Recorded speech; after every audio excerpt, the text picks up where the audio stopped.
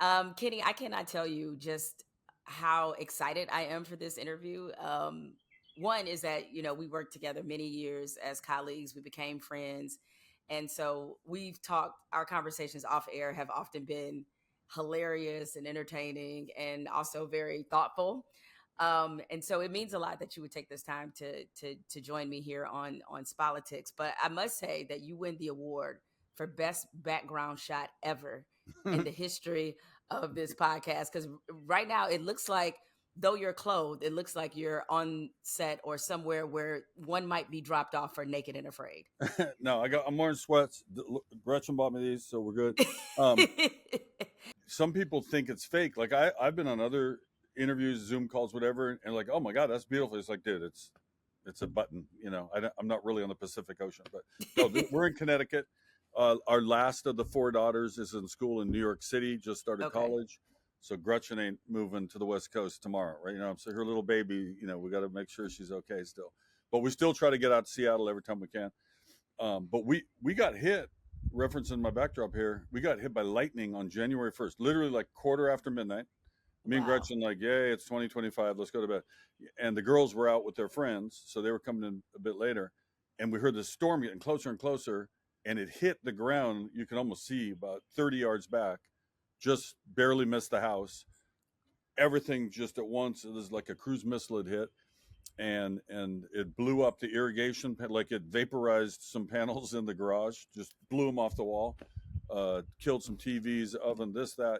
We're still catching up, but we're not complaining. It's just an inconvenience because all this was happening as California was happening, and I know friends who literally have lost their house, everything. So yeah, we're not looking for sympathy. It was just a crazy event though. Like, you're so startled. Our little kitten Willa has never let me pick her up, and she's like, let's get the fuck out of here, let's go, I smell burning wire. So we called the fire department. They all came. They said, get your pets out, get to your car, and they cleared it. But yeah, there was a lot of damage. It was nuts. Yeah, so you're one of the few people on Earth, because if you look at the statistics, the odds of you being struck by lightning is, I mean, I can't even tell you how minuscule that is. Yeah. But to think you almost got struck by lightning is I'm kind of 20, 30 yards away. There's a hole in the ground out in the yard. We don't know if it hit the woods and then whatever I'm trying to say, hopscotched, or did it hit the ground? Because it seems like it should have been a bigger hole. I got Ben Weber, you probably know him, one of the producers. He lives like 10 miles away. He said, dude, I heard that like 20 after 12. I was like, he heard this insanity here. So it's all right. We'll get it all fixed. Everybody's safe. We're counting ourselves as lucky, actually. Yeah, no, you should. And it's also a metaphor for the time we're living in now, but we're going to get to that a little later. But first, before we get too far into this Mark, interview, before we yeah. before we get too far in this interview, I'm going to ask you a question that I ask every guest that appears on Spolitics. And something tells me you probably have, since you're an amazing storyteller, that you probably have a really great answer. And that is, name a moment or an athlete that made you love sports. Oh, that's easy. Go way back when I was 8 years old, the Olympics, right? That's the 68 Olympics. I'm going back. Got John Carlos, Tommy Smith, all that going down there. And just, rooting for these great athletes that I was seeing on TV, right? Green Bay Packers when I was 7, the Ice Bowl. I'm really dating myself here. I just signed up for Medicare. I'm not lying. And who knows if Medicare still exists by tomorrow, but, it was laborious too. Anyway, Tommy Harper, Seattle Pilots, 1969. Like, all that other stuff mattered, but I'd say, like, where I was like, oh man, I love sports. I love this guy. I want to be like him, like that. Tommy Harper, Seattle Pilots. A lot of people don't know they would become the Milwaukee Brewers. They only played in Seattle one season, and he led the major leagues in stolen bases with 73. And I went to a ton of their games. The McDonald's was there, and then like 2 blocks away is this old terrible stadium. It's no longer there. It's now a Lowe's home improvement store, I believe. But yeah, we had the Pilots for 1 year, and Tommy was my guy. And that's probably what, like, yeah. But football was it first, because the Packers were the Packers. I wanted to play football in the worst way. Even at 7 years old, I had this vision. Mm. Now, your path into being a sports broadcaster is probably one of the more jagged and interesting that I've ever read about. It's You pretty held stupid. it is pretty crazy. But you, at least the way I understand it, and the way that I read it, is that you were local, working in local TV. It seemed like some part of that was not working out. You wound up, is it collecting garbage cans? No, I had done that in college. The industry Okay, had passed me by, and I was down to assembling garbage cans now because they were down to one. assembling. Correct. Yeah, Sorry. they were down to one man crew by 1989. I was the guy that hung on the back. They call it the swamper, and I have great respect for the garbage. When I make a garbage, people think I'm. It's like no, I've. My dad taught me that early. You treat the janitor like you do the vice president of the company, right? Everybody's equal. They have different jobs. Some people look at farm work and think that's nothing. When would you be able to do what those people do? When you see those little tidbits on Twitter, or whatever. I'm all over the place here, but for my story, I didn't even want to do sports. I always wanted to do something in writing, communication. I didn't know what it was going to be. Since a young age, took broadcasting at UNLV, but I was more directed politically. I was taking political science, political films, journalism, the broadcasting core stuff. And I wanted to be, I don't know, Ken Burns, and maybe not as good as him, but do real serious stuff. When I got to my little station in Seattle, I worked my way up. I finally got on the air, and I was starting in news. My first story was the Midway landfill methane gas mitigation issue, and I'm in there. Officials say, those terrible stories you did when you first started. Day two, I got to interview Stevie Wonder, so I'm going places in this career. But they added a weekend show, and they said, "Hey, you play football, you're doing sports," and it was almost against my will. It's like, I guess, yeah, okay, I'll do that 2 days a week, but my interest was in the other. But sports started being kind of fun. I quit that job, as you said. I called the garbage guy and said, "Hey, I just quit my job. Could I get down there a couple days a week, pay some bills?" And he's like, "We're down to one man crews, but I need some cans made." But I made the cans so zealously that I ran out of cans. I worked myself out of a job, right? So then I look in the paper, and there's a marketing company. They left out the word tele, and I go there. I just needed work, right? And now I'm selling prepaid legal insurance. In the middle of that, ESPN calls the second time. I'd already been interviewed once. Right? I was all full of myself that I could quit this job. And Jesse Jones, my good friend, goes, "Kenny, Al fucking Jaffe just called. Call him back." They were trying to find me, and they called the station. So I interview again. Again, I don't get hired. Now we're a year later. This is 1990. But then they started stringing me along. They had me do the Goodwill games. I did feature stories. I did real stories, straight stories, funny stories. Then they used me less and less. I was just more of a gopher. Like, hey, go interview Griffey. He hit 2 homers. Go interview Gary Payton on a 2010 or whatever. And I finally wrote that letter to John Walsh. This is now I'm selling long distance for MCI, by the way. I've moved on from prepaid legal insurance. Working While your I'm way up, working your way up in corporate America. But you know what? I always tell kids, because everybody asks, right? I'm sure you get a million questions like that. How did you do? What did you do? How do you do it? And to me, it's always just the perseverance. I mean, you got to work on your talent, you got to work on your skills. But the guy or the girl who doesn't give up, they're the ones who are usually going to get and succeed, right? They're going to figure out that thing. And I just kept bugging them and pitching them stories. And finally, I sent John Walsh, who was then one of the big shots at ESPN. I literally sent him a letter that said, "Please check the appropriate box. I'm trying to sort out my future." And the first one said, "Stand by the mailbox. Contract's on the way." Second one said, "Keep up the freelance work." And the third one said, "We'll hire you about the time ESPN 5 hits the air." And they checked the middle box. They mailed it back to me, and I got hired like 2 months later. So let me make sure I'm understanding this correctly. You sent ESPN a "Do you like me?" check yes, check no, or maybe, and it actually worked. Why are you telling these young people this, Kenny? Because you know somebody's gonna try this shit, right? I've seen other people do it. Somebody showed me. Hey, I was inspired by what you did. I tried that with whatever I did. But I think the lesson there is less the audacity of sending a letter that's stupid. And it's you're right. It's like, hey, do you want to be my girlfriend or just a friend? It's like sixth grade letter, right? But I gave him 3 options. I don't know. I honestly, part of the reason I did it wasn't to be so clever and get their attention. I was kind of pissed off at that point. I was kind of like, how fucking long are you going to string me along? I've done this for 4 years. Clearly, I've proven I know what I'm doing. Like, give me my chance, or let's just break up. Let's just be done with each other. So, how do you think you working all those different jobs, prepaid legal, telemarketer, working in the garbage industry, how do you think that informed you or shaped how you approach broadcasting? That's a great question. I think, or approach life is even a better question. Just, it was my blue period. um, I always had this belief, and I had people who encouraged me to keep the belief.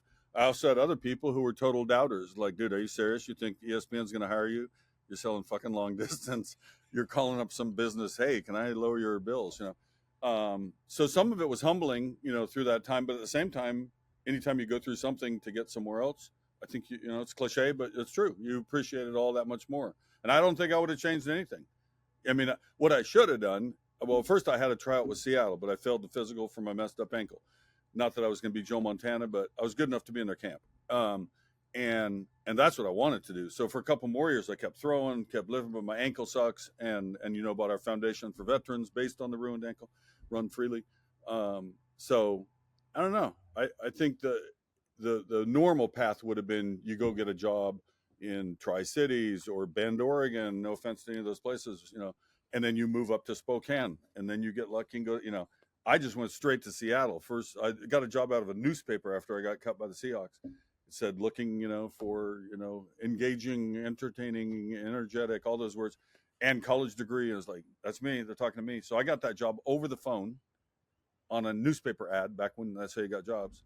And 4 hours a night, I ripped apart the script pages. I listened to the fire scanner. I was just like the gopher, right? And I just kept moving up until I finally got my chance. But the typical way, would have been go to a small market and move up. I went the Magellan route in its entirety. Yeah, you definitely, and hearing your story makes me feel like I had the most boring origin story ever because yes, I did come the traditional path. I came through newspapers, but Mm-hmm. that's a long diatribe for another day. Now you get to ESPN in the mid 90s, is that correct? 94. 94. What happened was they started a show called Sports Night, and it was Keith Olbermann and Susie Colbert. Yep. Stuart Scott, Bill Pito, Deb Kaufman were the junior players, like they called them the smash anchors. They'd come on at 58 or 25 and do these little updates, right? And when you weren't doing that, you do like feature stories. So Keith went back to Dan, right, back to Channel 1, and Stuart moved up to be next to Susie. They needed one more guy. And that was just when I had sent that letter. I don't know what happened. I don't know if they were like, let's just fucking get it over. Hire this idiot. He'll fail. We'll get him out of here. And in fact, what's really funny, the first day, do you remember Julie Mariosh? She was a producer. I'm sure you're both. Oh yeah, I do. I know who that She is. was my producer for my little smash segment. I'm going to be on at 5:25. I got to fill 5 minutes. It's the first time I've been on live TV in like 5 years. I've done a lot of reporting and interviews and stuff, but not on TV. And I couldn't figure out the computer system. It was old, like used Soviet equipment or something. I don't know what the hell it was. It was terrible, but I couldn't figure out how to save what I'd write. I had a few lead-ins and some scores and this and that. It's like 20 minutes before air, and Julie comes up, puts her hand on my shoulder, is like, "Are you okay? Is everything okay?" And inside, I'm like, "No, it's not okay, Julie. It's really bad because I'm on in like 40 minutes. I haven't been on in 5 years, and I have nothing to read, And she, "Oh, you got to press F7 or whatever it was, right?" I literally thought for a moment, and it reminds me of a football story too, but I literally thought for a moment, if I just run from the building right now, no one will know I failed but these 8 people or these, I was like, I'm going to stay. Dennis Sidori, God rest, he was my director. He made me giggle right before I came on. I wasn't great, but I wasn't terrible. And, a bunch of years went by after that. But I remember high school football. I was like 5'8", 135 pounds. And the starting quarterback for the varsity came up during a water break. He's like, "You're turning out?" He said it just like that. And I was like, yeah, and that you gotta fight through the doubters and align yourself with those who believe in you. And I did that more than I did the others. So in every case, I've sort of been questioned or challenged, I guess. So what you just said reminded me of, I think it was before it turned into His and Hers, and like the first week that I was a part of Numbers Never Lie with Michael Smith. Yeah. And I didn't know what SOT meant. I had Okay, no yeah. idea. I didn't know. And so for people out there who are listening or watching, SOT is basically, what is it? Sound on tape. It's sound on tape. That's what it is. Like you'll have pictures of the game, and now let's throw to so-and-so to talk. Yeah. To talk. So I didn't know what that meant. And so when they would put in SOT, I also did not understand that there's only a certain amount of seconds that you're given before the sound happens. Yes. It's very, so so I had no idea. So I am writing, I'm a print journalist by trade. So like I am 90 inches. I did. I wrote like 10 minutes. And I'm doing this for about almost a week. And I don't remember which producer told me. They were like, when you write, and because I would just be in the middle of talking and the sound would come on, Yeah. and nobody bothered to correct me. You know what? I'm going And to stand up for you. That should have been caught on day one when they saw the copy you had written, knowing they only had 20 seconds of voiceover space. correct, right. But you're out there like blah blah blah blah, and all of a sudden the guy's talking. You're right. It's like I'm getting my Walter Cronkite on, and then all of a sudden it's like this sound plays out of nowhere, and I couldn't figure out why it was happening. And matter of fact, now that I think about it, I should cuss out Michael Smith He retroactively should have because corrected it. Yeah. right, because he should have told me. But Uh, it was another producer that after a few days in that's that funny. finally told me. These are Well, the little inside things that happen on television. I had So one as dumb as that. When you would write your lead-ins, like a lot of people don't know, most of the VO, we were talking about, if it's a real story, you might write it. If it's a highlight, you don't write anything. You just kind of play off the shot sheet. But we had this little thing where the executive producer, the supervising producer, would hit a button to say the writing was good, right? And it would turn green. So first it's nothing, then it's red. I've written it. Then it's green. He says it's okay. And he kept saying, "Hey, can you mark when you're done writing so I know to look at it to say green or not, or question you on something?" And so, okay, so I made it like 19 different weird most people put one asterisk. I gave ampersand. I threw the kitchen sink at it, just being silly. He thought I was being a dick toward him. I was like, no, no, no, it's just, you said mark it, so that's how I marked it. I had some flair, But there's a lot of that inside stuff for sure. yeah, okay. Well, you just said something that kind of leads me to my next question, that you had some flair. Now, as you know, Kenny, from working there multiple decades at ESPN, and I know from working there as well, is that ESPN is not a place sometimes that does well with personalities or with people who kind of bring their own way of doing things. As you know, as being a good friend of the late Stuart Scott, he went through a lot and just trying to be himself and bring his authenticity, bring his own style to being a SportsCenter anchor.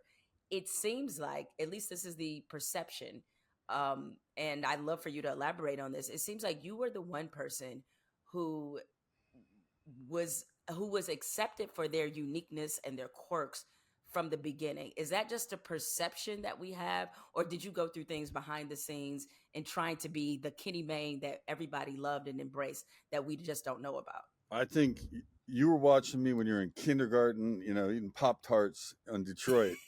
And with that white Look, guy, I appreciate you for thinking I'm that young, but I'm older than I look. I would say yes and no. There were certain believers like Al Jaffe and Vince Doria. There were others who were less believing in what I was doing, and I think this. Like, I think I'm acting about the same right now as I did physically with you in the hallway or on TV. Right? It's not other than wearing clothes and makeup. This is kind of what you get, I mean, I might be a little more serious on a serious story or whatever, but at the beginning, yeah, they thought I was kind of a freak. Some of them, they're like, why did he do that? I'm not getting everything. And I distinctly remember one of them tried to run me out after about 2 months because I kept fucking up Miguel Indurain. He's a Spanish cyclist, okay? And we were doing the offbeat sport. Not that cycling's that offbeat, but it doesn't get a lot of coverage on SportsCenter. So we were doing more of those kind of sports a lot on SportsCenter. You ever get something in your head and it's a block and you can't remember somebody's name, or you can't say the name right, or whatever the case is. And I had a block on this guy, but I always correct myself. Miguel, I mean, Michael Indurain, or I'd call him Michael, and his name was Miguel. That's what it was. It's like, that's the English version of Miguel. This goes back to my Spanish roots from 11th grade or whatever. Es muy simpática. Es muy necesario que hablas muy despacio porque no entiendo mucho. Okay, that's for a Spanish listening audience. So Norby literally was, dude, we don't need mistakes like, you got to be better. And he was right. I did need to clean it up, but it wasn't worth the tribunal. So Vince was just like, just get it right next time. You can hear Vince saying that, right? And I'm not even saying this to pick on Norby. It's just the case. You asked how I was received, and I think he and some others were in the camp that, oh, this guy's a fucking weirdo. Like, what are we doing here? We're supposed to be doing real sports. They were hung up on stats, and all that. Stewart got smart about it. He would load his read with a shitload of stats. Last game, 9-game average. Then he'd get in, can I get a witness? Like he'd go, can I get a witness? Then do the stats. But he made sure compliance. here you go. I said all these numbers. You can't yell at me, but I'm going to be me. And I kept doing the same thing. A lot of people refer to the time in which you were really making your way and your name at ESPN as being the golden age of ESPN, especially as it relates to SportsCenter. How do you view or characterize that time at ESPN? It's weird because I wouldn't say it, but it's true in the sense that that was the Olbermann Patrick era, just following the initial years, the Bermans and the Bob Lees and the Charlie Steiners and Robin Roberts, and I could go on with a whole bunch of other names, really good people. And we were there where the show mattered more than it matters now. I'm not saying the shows aren't good now. Van Pelt does a great show, a bunch of people do, but you don't need the show in the way you needed it then, right? Because there was no internet. When the internet came out, we were making fun of it. Like, yeah, you guys have fun over there with this computer. Like we thought it was stupid, right? I thought ESPN was stupid when I heard about it. I was in college playing football at UNLV. It's like, who cares about 24 hours of sports? Like, it made no sense to me then. But yeah, that era was definitely special. If you cared about a certain game and you didn't have like a ham radio or something to know what the fuck happened in Detroit, right? Like only the people in Detroit knew the Detroit Knicks game, New York and Detroit people, and maybe if it was on some radio thing. But yeah, that moment was special because like, here it comes. No one's ever heard this result before, and people did it in their unique way, and it really had a special time and place. Hmm. Um, and looking at that era, inside the building, how would you sort of describe the climate? Because when I got to ESPN, I didn't get there till '06. I used to hear all kind of funny stories about how things used to be among the anchors and even with the producers and everything. I mean, would you say it was collegial? Like what would be your description of it?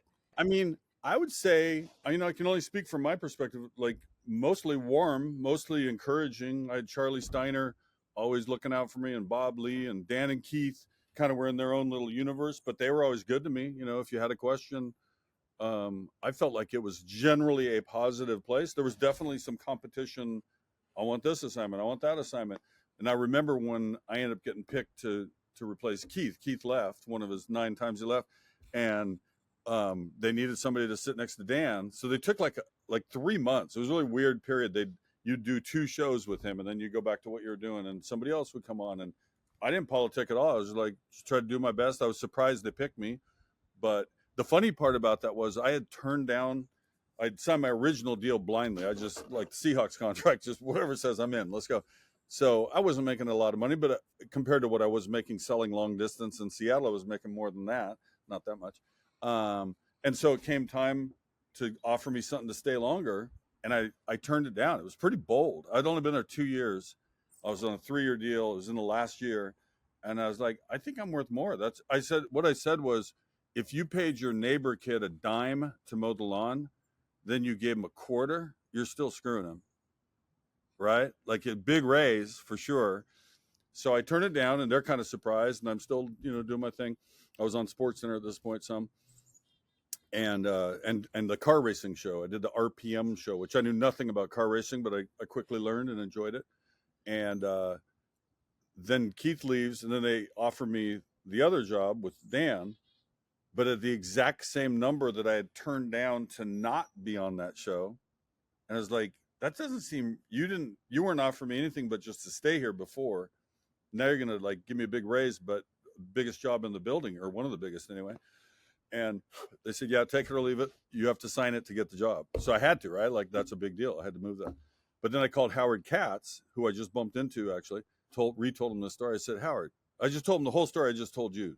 I said, isn't that kind of unfair? It's kind of weird that happened. And he said, you know what? We screwed you. And he, over the phone, changed the numbers. So good on him. Like it was honorable thing to do.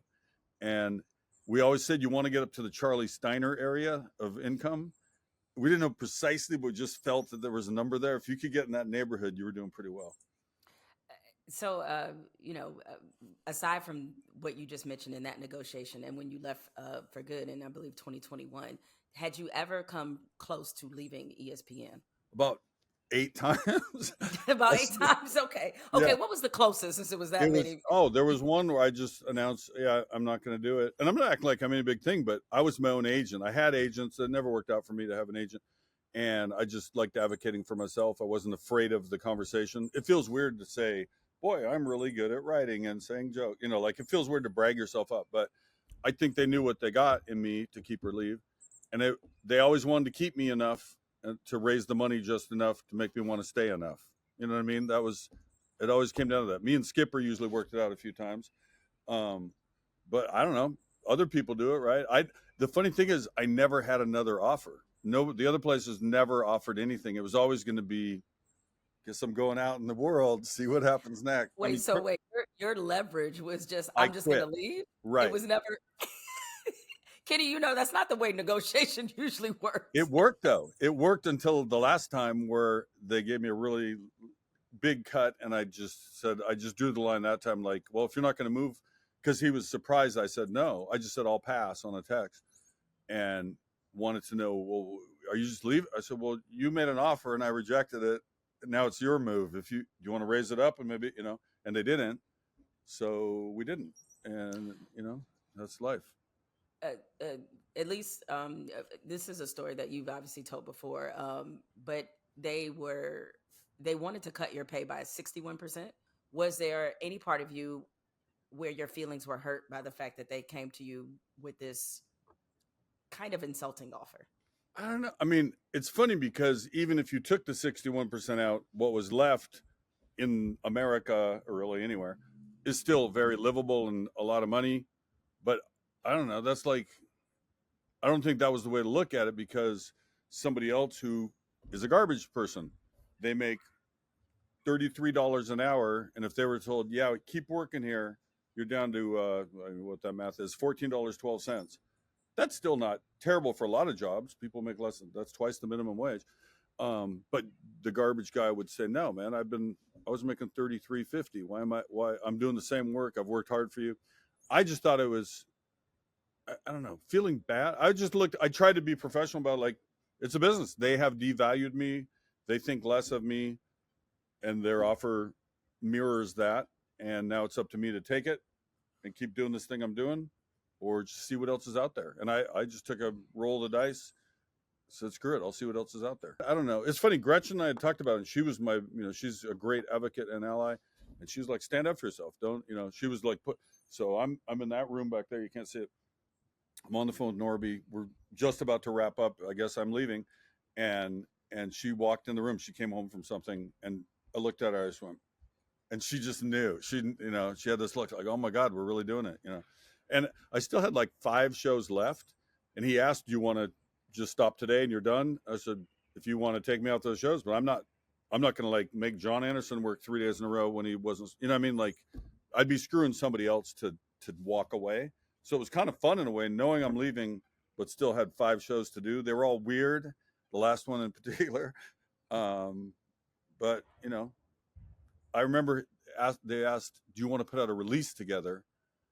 Like a glorified, what a time we had. I was like, I'll handle my release, you handle yours. And I wasn't like bitter, but I'm writing my own words. I don't need a co-writer. If anyone I would have dreamed of would have left in that fashion, it would definitely be you. Kenny, we alluded to this at the beginning of the podcast, but I just want to give people some context of the depth of our relationship. It started long before all the Trump shit went down with me. But during that time in particular, you were definitely one of the people, and I don't know that I ever thanked you personally. And I definitely want to take this time and opportunity to thank you for how supportive you were.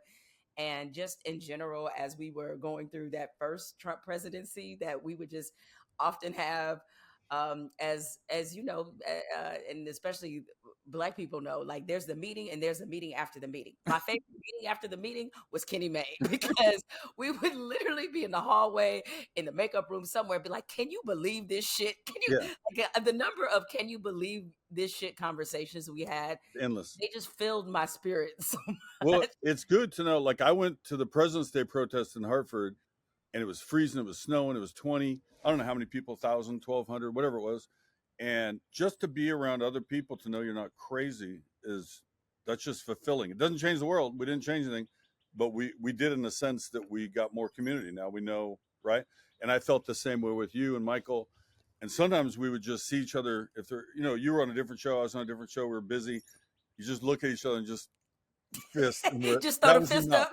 up. That was it. And you knew it meant way more Oh and yeah. it wasn't mocking that at all. It was No. sincere. It was a sincere fist.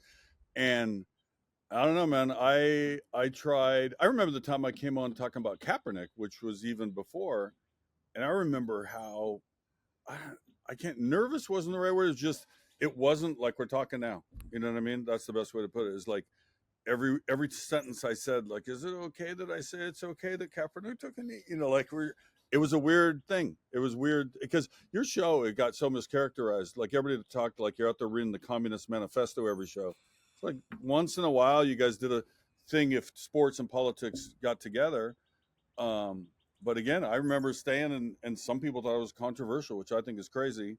He did something. In fact, Nate Boyer recommended, and they were a veteran, like, hey, sitting looks like you're just saying fuck you to everybody. If you kneel, it's kind of more poetic. You're making your stance, but you're doing it in the most respectful way. That he gave him that advice, and that's all he did. And there were things happening that were worthy of protesting, and that was his best vehicle. He didn't interrupt the anthem. There's other people in the stands, the same people mad at him. They're drinking beer. They got their hat on. They're not, you know what I mean? Like it was there was so much hypocrisy about that whole thing. And I just he was right in what he did. So it's almost like always the protesters are the ones those crazy radicals and then some years later it's like yeah, they kind of had a point, huh? The Vietnam War protesters kind of had a point, you Yeah. know. Do you or do you ever think about what it would be like for you if you were at ESPN now during this iteration of the Trump Well, presidency? it Or seems the political rules have vanished. Although I would say honestly, and I'm again not slamming. You're asking a legitimate question, analyzing a place, that's in the culture. If you have certain power there, then you get to do what you want to do, right? And if you don't have as much power, then you don't get to do what you want to do. I was probably in the mid power range, but not in the old, right? I could get away with not doing my compliance training, right? Or letting it stack up, like fuck your compliance training. You're only doing that to protect you guys. You don't care that I know to treat women well. I already do treat women well. I've done it for 20 odd years. I'm not filling a stupid form. In fact, one time they sent an HR guy to help me do it. You got to get it done.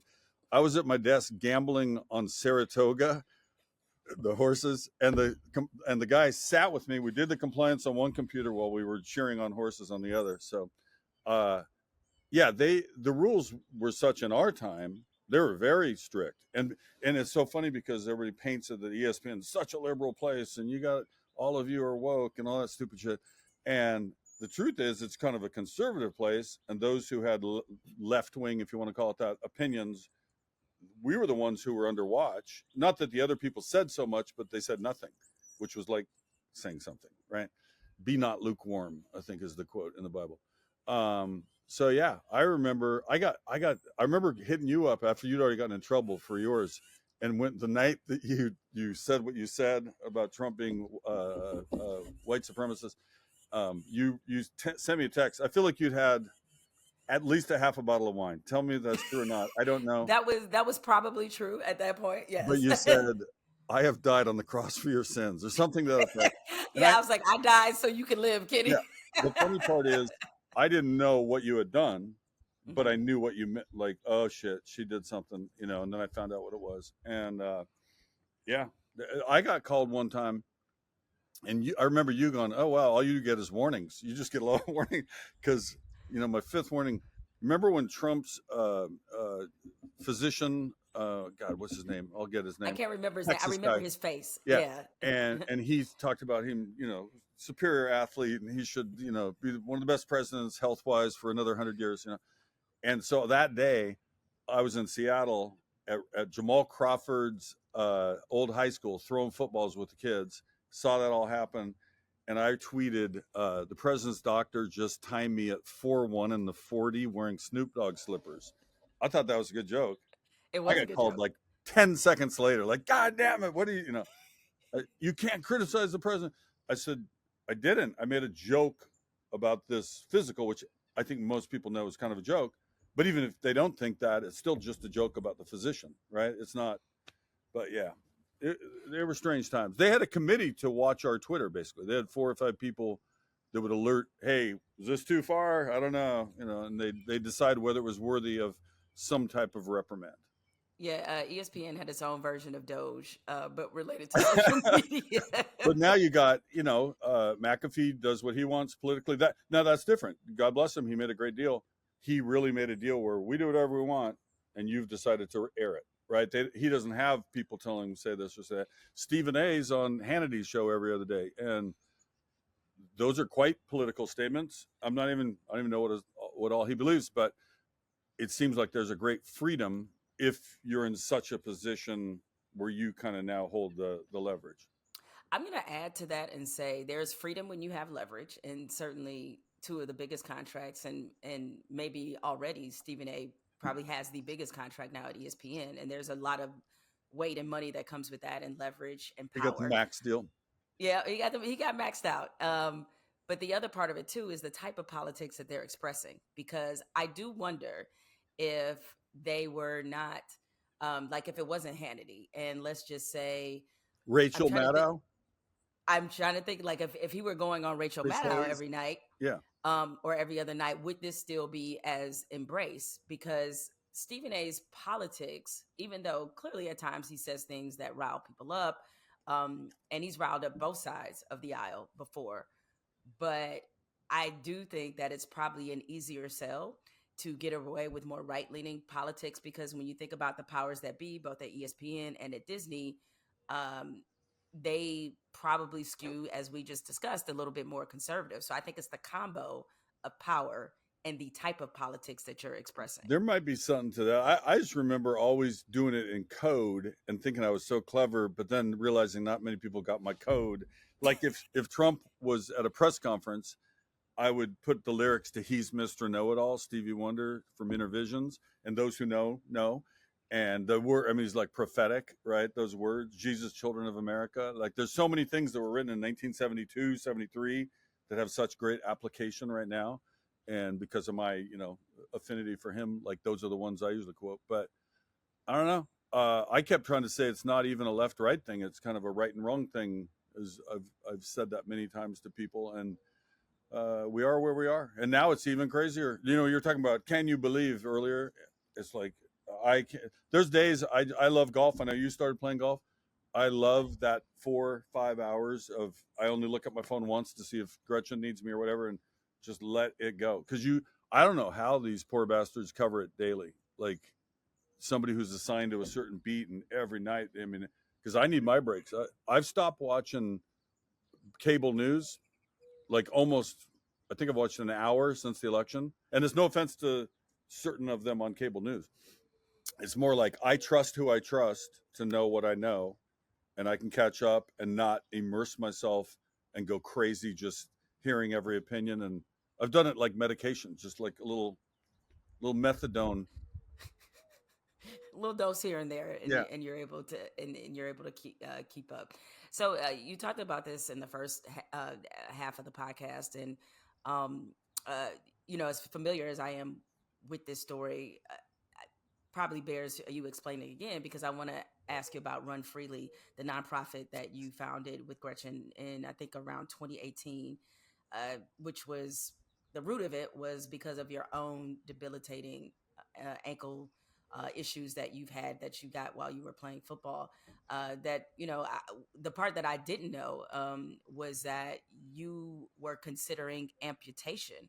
Um, what happened there? Bad pass protection. That starts the story. That's what it is. It was You gonna last. blame your O line? Yeah, they fucked me over. Last play of the game. I'm second string, right? This is my junior year. I'm just starting to play a little bit more. And last play of a game at Oregon, we're getting killed. Game's over. I'm just going to throw one more pass. There's like 9 seconds, or it's just take a knee. It's not like we're not dribbling it out like basketball, right? So 95 was the call. It was like all goes. And I threw a shitty pass. It was raining, everything bad about everything. As soon as I let it go, I was like, oh God, that's only not going very far. And a guy stuck his helmet on my right ankle, like from the blind side. I ended up playing the next year. I had a fracture dislocation, like really bad. Tore all the ligaments, broke the bone, and they pieced me back together. Didn't think I was going to come back to play. Second string again my last senior year. Sam King led the nation in passing, I'll have you know. and Randall Cunningham was a freshman underneath us. So had the Seattle failed the physical, and then through my 20s, I was still pretty good. I was playing, softball and flag football and stuff. 30s still, 40 starting to slow down like everybody does. But my ankle got really bad, right around 50, little early 50s. We're getting off an airplane. Well, I can't tell you how much pain I was in. Like you had to like force the joint to work. It was just so locked up, my right ankle, sort of like self-fusing, I guess is the best way to put it. So I went to 3 doctors. I went to the fusion guy. That's where they just lock it in place and it's supposed to keep the pain away. The replacement guy. And I said, well, can I play flag football and softball? He said, no, we don't want you to run. I was like, what? I can already not run. Why would I have your surgery to still not, So that was out. And James Andrews said, don't do it too. And the last guy was the amputation guy. And I was serious. I was in a lot of pain, taking codeine, not, pretty depressed about it really. And they saved my life. They said, go find a better therapist. I found this guy named Nino Pribic in Kirkland, Washington. He brought my leg back to life. I got this brace down in California that kind of got me through for a while, and I was doing better. Then I found this amazing brace in Gig Harbor, Washington. A guy named Ryan Blanc. It's called an exosim. Essentially, if you go to the website, it's runfreely.org. Runfreely.org. It tells the whole story, but you stick your leg in it, and then you stick that in your shoe. I just played golf yesterday, 0 pain. I was going to do some sprints in the driveway today. Like I can do stuff like that again with this device. And the guy who made it for veterans in the first place, right? So I remember the very first day, I'll never forget. Like I was crying trying to talk to Gretchen on the phone, and she didn't know why I was crying. I couldn't believe this gift, and we just said, let's do something good about it. So we started a foundation. I think we're up to about 60. I'd have to count them all up, but some of them get to go back to work. Some actually go back in the service. We're more inclined to help veterans who are out, but there have been some other cases like that. One guy was just like, dude, I get to walk on the beach with my daughter now. She's 2. I didn't get to do that until today. The last guy, I put the video clips. I've moved to Blue Sky. I'm trying to, Twitter is just not working right now. And we showed him on day one. He's running on day one. It's crazy. It's like, when you fall asleep on your couch and you see those info commercials that last like an hour and they're just selling some bullshit that's not true. This is like that, but it's true. And those devices are quite expensive, correct? Yeah, I mean, yes and no. They're 8 to 10 grand. I'm not saying that's nothing, but compared to another surgery and all the rehab, it's a pretty good deal. You just don't fix anything. So you keep your bad leg, but you get to do shit. That's it. Mm. One thing about you, Kenny, anybody who's followed you through the course of your career is that you come up with the most absurd ideas that would seem absurd unless people knew it was you, right? Like if anybody else would have said, you know what, I'm going to challenge Ken Griffey Jr. to to some wiffle ball. I think that's kind of absurd. But you took this idea of being able to strike them out with wiffle ball. No, The it genesis, was a speed pitch. The the story is speed pitch. this is Yeah. 1989. He's a rookie in Seattle. He's 19. And I was just starting my sports thing. I'd been on for a year doing sports in addition to news. And I got Harold Reynolds to get Griffey to come to the Seattle Center to shoot a feature story. Not quite as good as some of the ones you might have seen later at ESPN.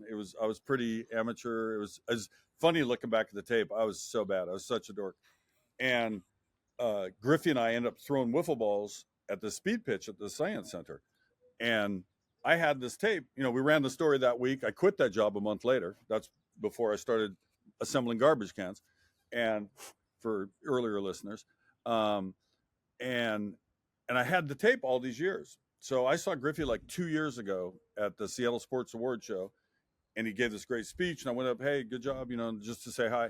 And he brought up the day we threw wiffle balls. I forget what he said, but it was his reference to the fact we had done that. Because I've maintained that I beat him by 1 mile per hour. And I said, wait a minute. One of the greatest players, he's our Willie Mays, one of the greatest ever to play the game, is still thinking about a stupid feature story at Channel 11, 1989, where we threw wiffle balls. And it just inspired. I'm going to make a really ridiculous documentary about that day. It's like retelling a day in the life is really all it is. Ken Burns is in it. We got Pearl Jam music. We got Head in the Heart. Got a rapper named Sam LaChow. The wiffle ball president's in it. A university professor to analyze the tape is in it. I'm leaving out a science center people. So it's a half hour long, and it's on Fubo Sports for those who get that. I'll just send you one on email. And we're proud of it. Like it's a quirky half hour. It's different, and it tells the whole story. And so then over the holiday, this past Christmas, I just started daydreaming what's something else I can do to complement what that is and make it bigger, right? To show because we've shown it at a couple film festivals and charity events, but Fubo Sports, that's and I don't know how far reaching it's been, right? Um, so I made up, at least I think I did, 20 or 30 minutes of material, go on stage, pull it off, throw to the movie, kind of a hybrid comedy meets film festival, right? That's the act. And I sent a note to Jimmy Kimmel right after the New Year and said, "Hey, I looked at the calendar in Vegas in February, and you got a couple of dates where there's nobody playing." He got me in touch with those people. We went out and did it February 3rd, I think it was, and I'm doing it again in New York City later in April at the Pit, the People's Improv Theater. First one, like literally first time in my life, I went a half hour stand up, and the difference was, it didn't feel like what I consider to be stand up. It was more like just telling stories. I started at age 3. Well, first I started with leaving ESPN. Gretchen thinks we still make money when we don't, but yet we have FedEx and UPS trucks like we're a transfer station. She's trying to manifest.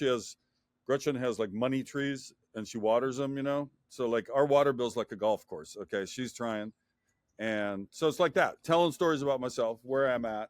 Then I tell about my childhood, stealing a candy bar, falling in love with Mrs. Loomis, breaking my femur at age 11 in football, and it leads to the showing of the movie. It's like you need that information, like 3D glasses, to watch my movie.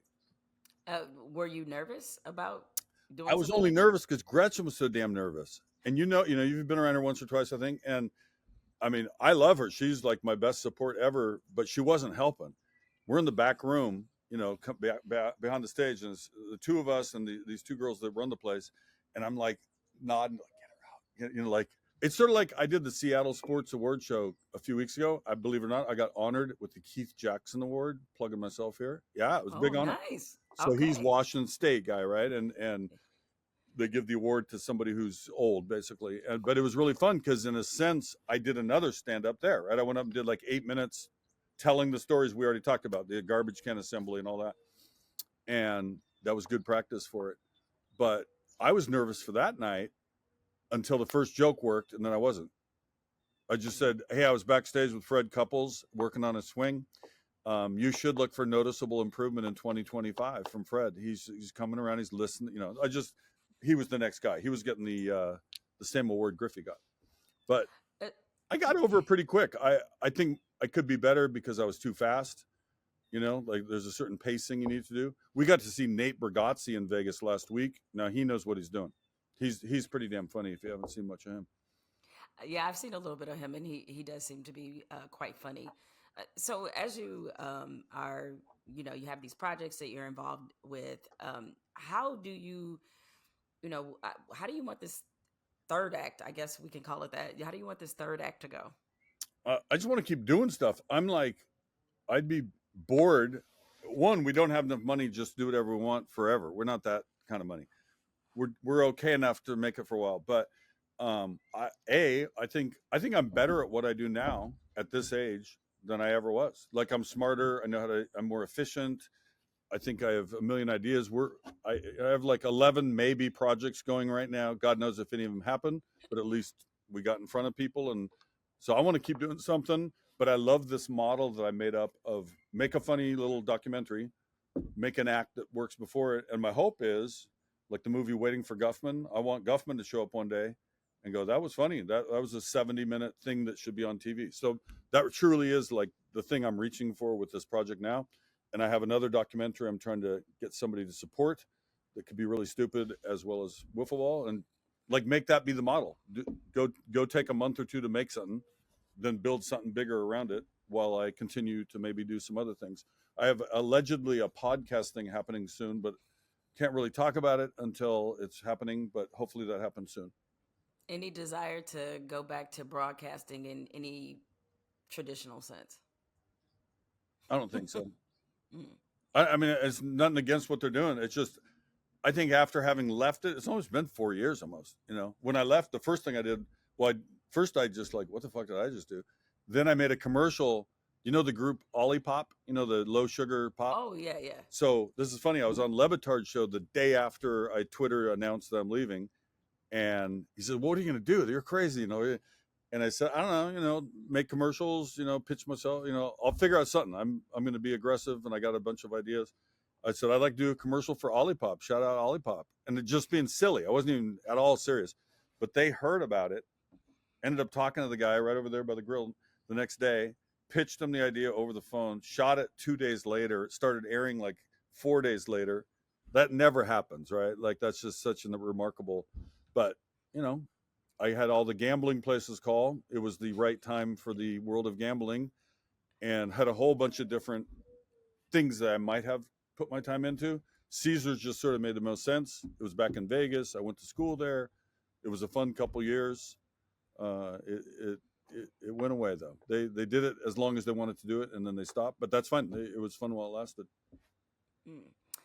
So let's get to you at the cookout, Wait, Kenny. what if we keep rolling, but I go plug in so the whole show doesn't.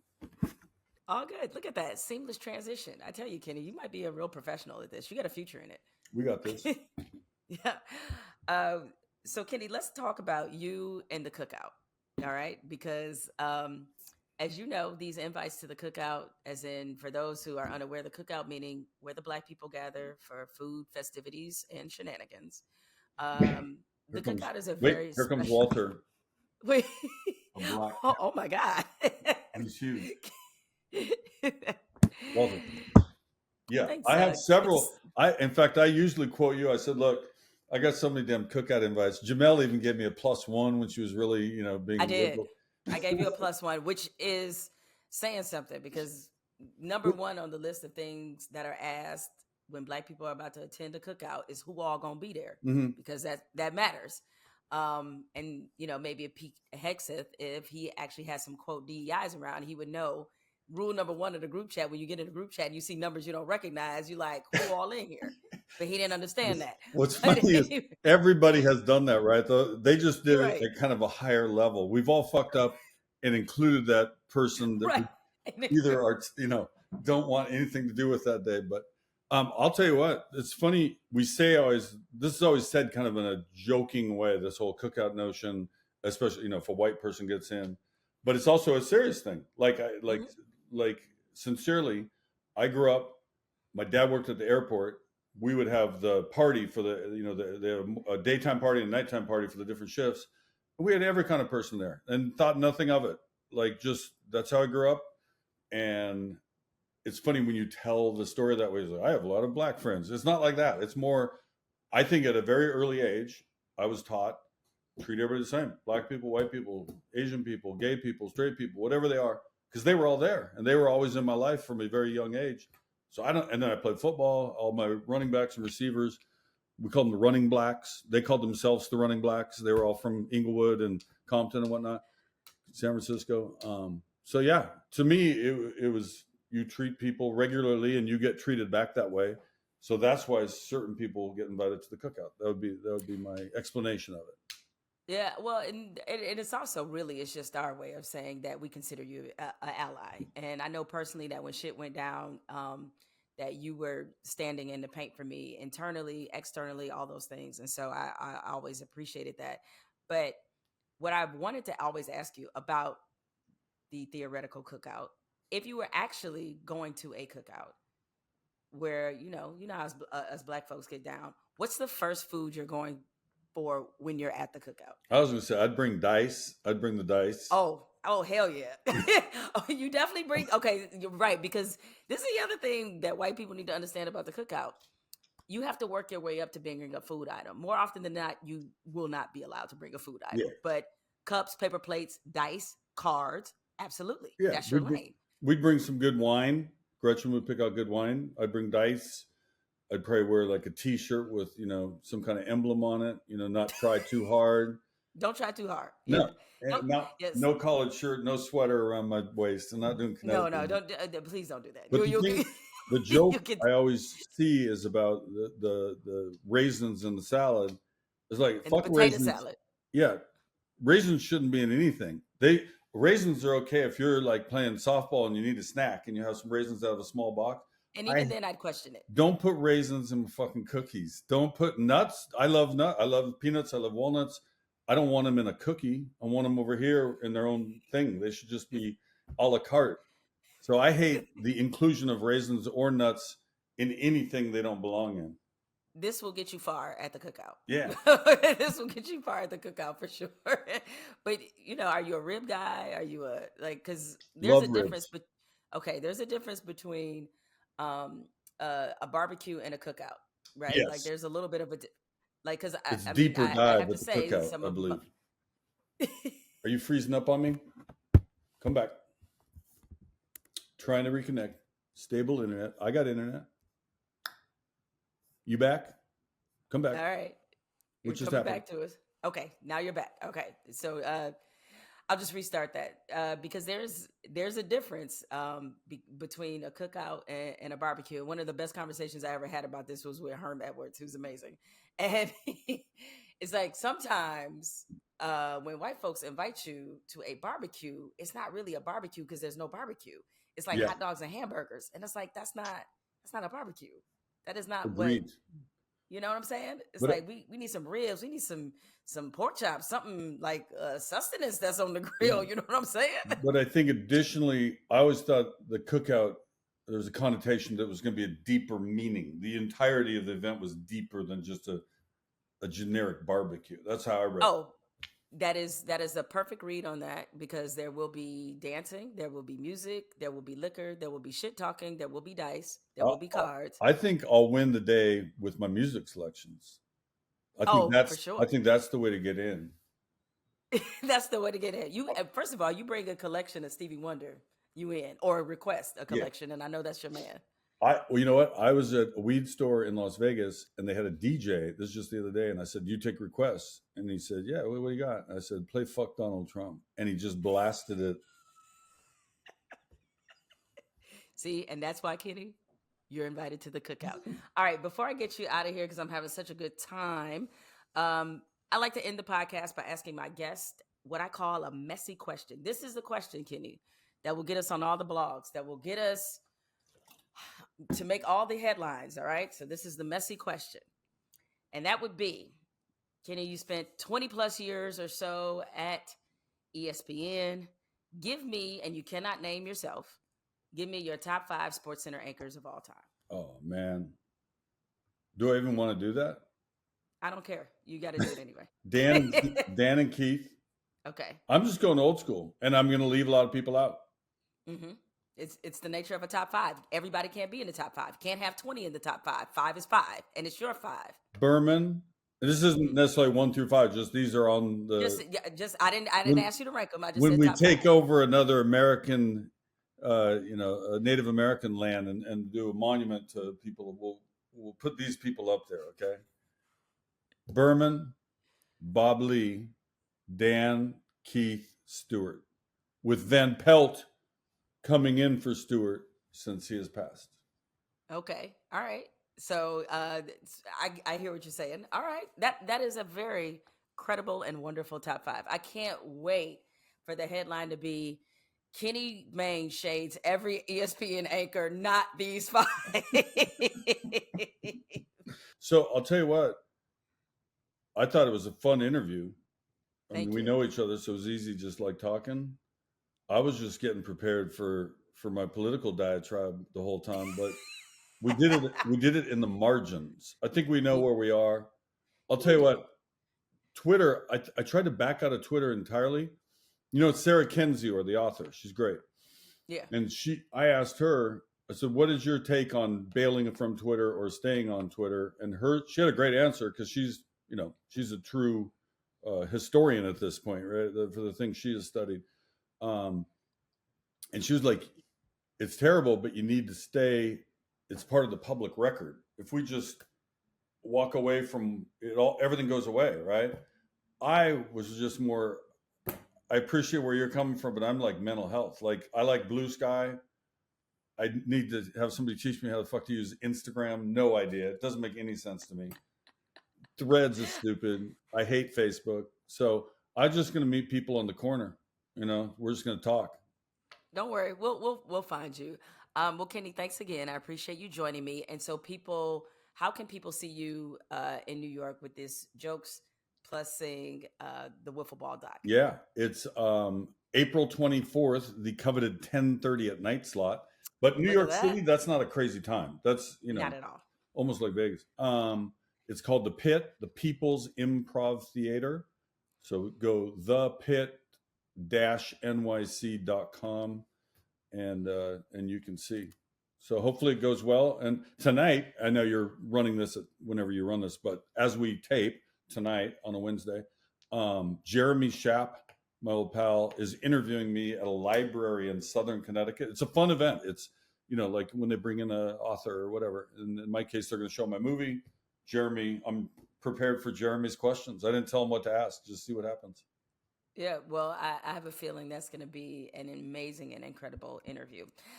Again, cannot thank you enough, Kenny. I know you're really busy, and hopefully at some point we will get to work together again. I hope so too.